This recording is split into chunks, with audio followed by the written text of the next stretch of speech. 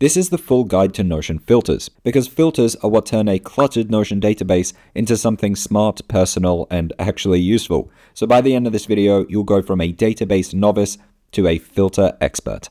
Don't get stuck using normal to-do lists or basic tables.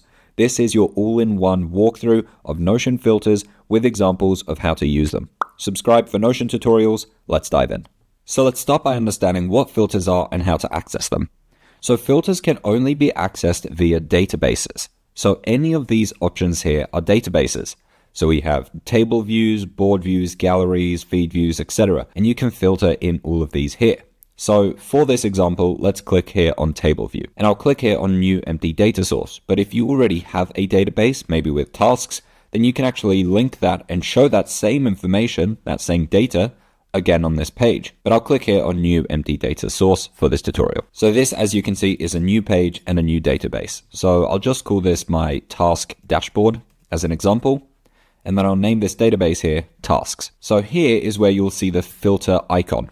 The way to access that is it needs some content in this database in order for that to show up, because right now there's nothing to filter it by. So let's add a page.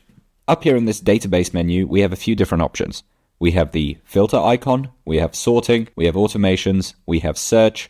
We can make this a full page. Then we can even click on settings here, so we can even play with more options. We have database layouts, which are these here. I have a separate video on that. We have property visibilities, and then filter and sort once again. So these two icons here, conditional color, and then some other more technical stuff. In this video, we will explore this here, the filter. Now there are two types of filters. You can either filter something, or what you could do is add an advanced filter. Advanced filters actually allow you to have multiple filter rules and even filter groups such as this. And by using filters in our databases, we can build really complex systems. And that's because the filters that we apply only to the tab.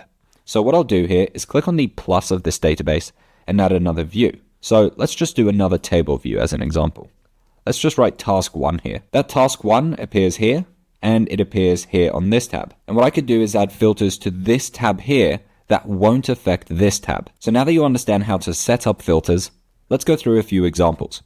So what I'll do here is do / and write database, and I'll create a table view, and I'll make this a new empty data source, and this will be my tasks. So what I could do here is have my task 1, task 2, task 3. And what I could do here is click on add property and add a date property. This will allow me to see these tasks here on a calendar by having a date property. So what I'll do is add 2 of these to today and 1 of them to tomorrow. Now what I could do is click on this plus here to add a new view and click on calendar. So I can now see these 2 tasks here today and this task 3 here on Tuesday. Now what's going to happen is if I'm building a task list, I'm going to have a very, very long list of tasks here. So what I'm going to do is rename this table here, rename, and I'll call this incomplete. So I want to filter this to only show me tasks that I haven't completed yet. Now for this to work, I'm going to need a property that says whether it's complete or not. And I could use a bunch of different options here, but the checkbox here makes the most amount of sense. So I'll just call this spacebar, and I'll tick this one in here as an example. So what we're going to do is add a filter to this incomplete tab. I don't want to hide that on this tab here. I still want to see my completed tasks on this calendar, but I just don't want to see them on this tab. So when we're adding this filter, it will only affect this tab here. So I'll click on filter, and we'll filter this by the checkbox and filter it by the unchecked.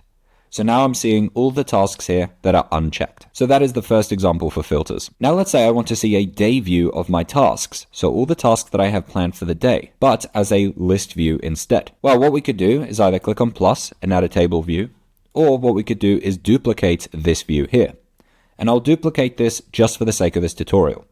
Because when we duplicate a tab, aka a view, we're actually duplicating the filter as well. So this filter that we have on this tab gets brought over into this tab here that we duplicated. So I'll click on this filter here and just remove this filter. And that gets deleted on this tab, but not on this tab here. Also, as we're going to have quite a few tabs, what I'll do is just go up here to the top, click on the 3 dots, and do full width. That way I can see more tabs without having to use the drop down. Now on this incomplete tab, I'll rename this, and this here will be my day view. So for this one, we don't want to filter by whether the task has been completed or not, as I want to see my completed tasks today as well. So what we're going to do is filter, and this time instead of filtering by the checkbox, we'll filter it by the date. And what I'll do here is filter it by this day. So now any task that has today's date, and that will automatically get changed every day, by the way, will show up in this day view. And I'll show you how this works. If we take this day 3 here and just drag it to today, if I click on the day view now, day 3 is showing up here. This is how I built the Today's Day tab at the top of Headquarters, which is my premium Notion template. By the way, if you find building in Notion difficult, then you can download my all-in-one template in a few clicks. There's a link in the description if you're interested. Speaking of Headquarters, one of the methodologies that I have is that tasks shouldn't be separated into different databases. So your tasks, habits, journaling, fitness, routines, etc., they are all different types of tasks. So they all belong in a tasks database. So let's add a journal entry as an example. What I'll do here is click on plus on this Monday and say journal, and I'll write something really profound, blah, blah, blah. So this journal entry here is sitting amongst my tasks. But if I want to scroll through all of my different journal entries, manually going through and looking in my calendar or going through a tab of every single task won't be very user-friendly. So let's click here on plus to add a new view.